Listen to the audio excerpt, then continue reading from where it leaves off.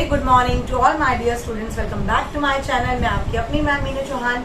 आज 8th class के बच्चों का चैप्टर कोल एंड पेट्रोलियम जो साइंस का चैप्टर है वापस कंटिन्यू करेंगे। कल हमने इस चैप्टर का आधा पोर्शन कर लिया था और जो बाकी का रिमेनिंग पार्ट है वो आज हम पूरा करेंगे। ये चैप्टर हम इसलिए जल्दी कंप्लीट कर रहे हैं क्योंकि आप बच्चों के सिलेबस में ये चैप्टर इस बार आ रहा है और थोड़ा सा बच्चों को रिफाइनरिंग में, कोल प्रोडक्ट में, पेट्रोलियम में प्रॉब्लम्स हैं, उनके डाउट्स हैं, तो हम अपने वीडियो के जरिए उनको हेल्प करेंगे ताकि वो अपने एग्जाम्स में, एफएज में, यूटीज में अच्छे मार्क्स ला सकें। और before starting the chapter I would like to request you to please like, share and subscribe my channel. Thank you. कल हमने इस चैप्टर में पढ़ा था कि कोल क्या है, कोल कैसे फॉर्म होता है, पेट्रोलियम बनने का प्रोसेस क्या है, पेट्रोल कहाँ पाया जाता है, कोल कहाँ पाया जाता है, इनएग्जॉस्टिबल और एग्जॉस्टिबल नेचुरल रिसोर्सेज क्या होते हैं। और मैंने कल आपको कोल के अलग अलग जो वैरायटी थी उसके बारे में भी बताया था। आज हम पढ़ेंगे रिफाइनिंग ऑफ पेट्रोलियम, यानी कि पेट्रोलियम को कैसे रिफाइन करके पेट्रोल में कन्वर्ट किया जाता है और बाद में उसको व्हीकल्स में यूज करने लायक बनाया जाता है। तो रिफाइनिंग ऑफ पेट्रोलियम में, petroleum is a dark oily liquid. It has an unpleasant odor. It is a mixture of various constituents such as petroleum, gas, petrol, diesel, lubricating oil, paraffin wax, etc. Petroleum एक dark oily liquid है, oily है, पानी पे float करता है क्योंकि lighter होता है तो कभी भी पानी में मिक्स नहीं होता। It has an unpleasant order. इसकी स्मेल बहुत गंदी होती है। आप पेट्रोल पंप पे जाते हो, वहां पर भी देखते हो, स्मेल करते हो तो आपको पता चलता है कि हाँ ये पेट्रोलियम है और पेट्रोल की स्मेल बहुत अनप्लेजेंट होती है। It is a mixture of various constituents such as petroleum, gas, petrol, diesel, lubricating oil and paraffin wax. तो इसमें ये सारे चीजों का एक मिक्सचर होता है जिसको हम पेट्रोलियम कहते हैं। The process of separating the various constituents, fractions of petroleum is known as refining and it is carried out in a petroleum refinery. तो हम जब इसके सारे constituents को, सारे fractions को लेवल पर अलग अलग करते हैं, मतलब हमने एक लिक्विड में से पेट्रोल अलग किया, डीजल अलग किया, गैस अलग किया और हमने लुब्रिकेटिंग ऑयल अलग किया, पैराफिन वैक्स अलग किया।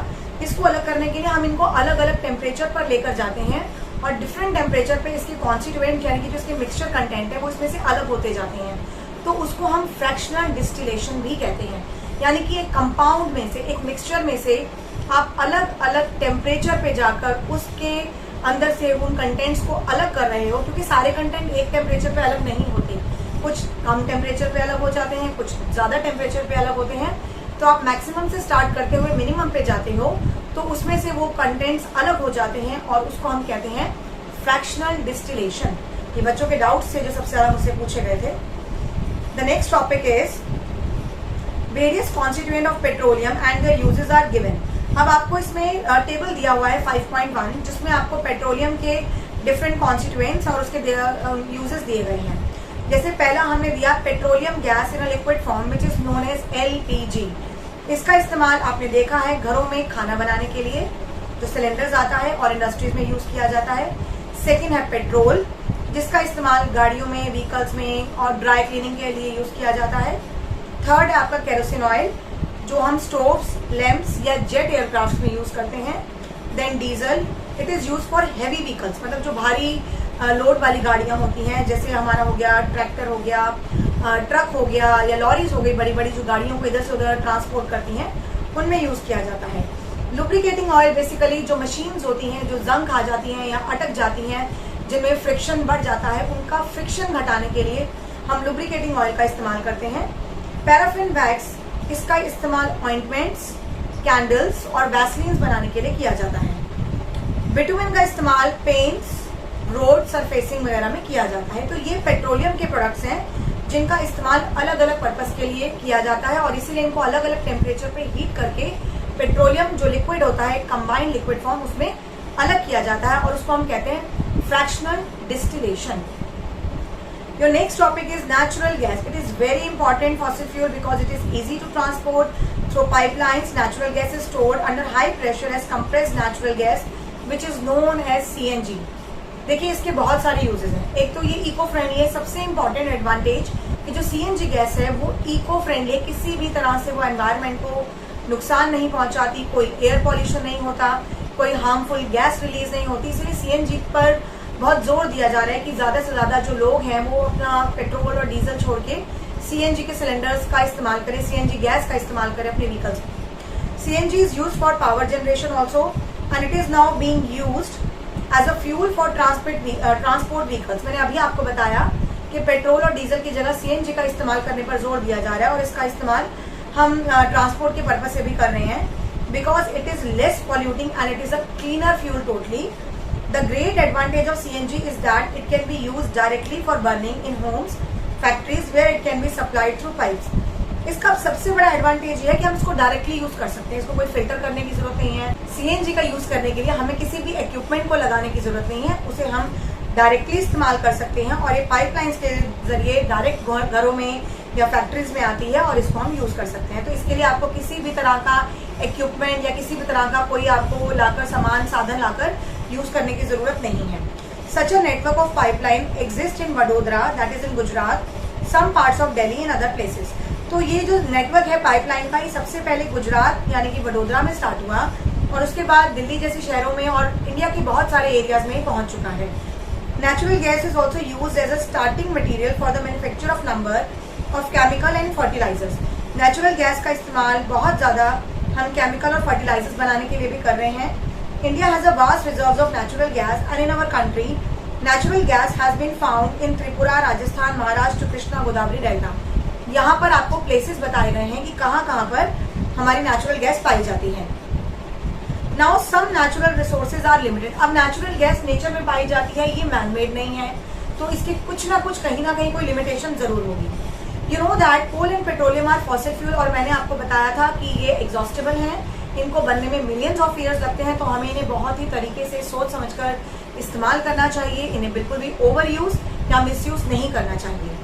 More over burning of these fuels is a major cause of air pollution, और इन पेट्रोल, फॉसिल फ्यूल, कोल वगैरह के बर्न होने से या इनके यूज से बहुत ज्यादा एयर पॉल्यूशन होता है। Carbon dioxide, carbon monoxide, sulphur dioxide जैसी हार्मफुल गैसेज नेचर में आ जाती हैं and this will not be better in for a good environment. और ये जो हार्मफुल गैसेज हैं, ये एयर पॉल्यूशन का एक बहुत बड़ा रीजन है और हमारे एनवायरमेंट के लिए बिल्कुल भी सही नहीं है। इसीलिए जरूरी है कि हम सीएनजी पे ध्यान दें, सीएनजी के प्रोडक्ट्स पे ध्यान दें। And in India the Petroleum Conservation Research Association (PCRA) advises people how to save petrol, diesel while driving। तो ये PCRA एक एसोसिएशन है जिसने लोगों को समझाया है कि पेट्रोल और डीजल को हम कैसे कंट्रोल कर सकते हैं, इनके यूजेस को कैसे कंट्रोल कर सकते हैं और ग्लोबल वार्मिंग जैसी एक बड़ी मुसीबत से हम बच सकते हैं। ग्लोबल वार्मिंग का मतलब है कि day by day carbon dioxide का लेयर बढ़ रहा है, ओजोन में ब्लैक होल जो है वो बढ़ रहा है, सन की अल्ट्रावायलेट रेडिएशन अर्थ पर पहुंच रही है, ग्लेशियर्स मेल्ट हो रहे हैं जो बाढ़ या सुनामी का रूप ले रहे हैं। तो इनके टिप्स क्या हैं? Drive at a constant and moderate speed, मतलब बहुत तेजी से व्हीकल ना चलाएं। एक तो पेट्रोल डीजल का वेस्टेज नहीं होगा, एक्सीडेंट के केसेस कम होंगे। दूसरा, switch off the engine at traffic light. जब आप रेड लाइट पे खड़े हो और रेड लाइट थोड़े लंबे समय के लिए हो तो आप इंजन को ऑफ कर दीजिए, उससे पेट्रोल की वेस्टेज नहीं होगी।